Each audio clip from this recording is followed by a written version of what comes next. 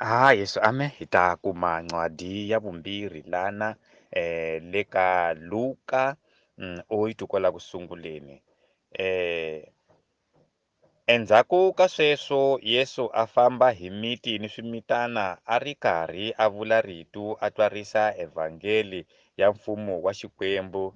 Lava 12 na vona a va ri na yena ni vavasati van'wana lava thsunsiweke emimoyeni leyo biha ni le mavabyini a va ri kona. A va ri va Mariya loyi a va ku i wa Magadara, loyi mademona ya 7 ma hlongoriweke eka yena, na yena Johana nkata Khuzandhuna ya Heroda, na Suzana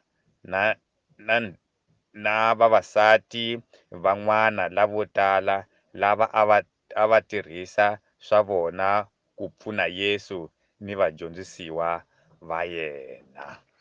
Amen.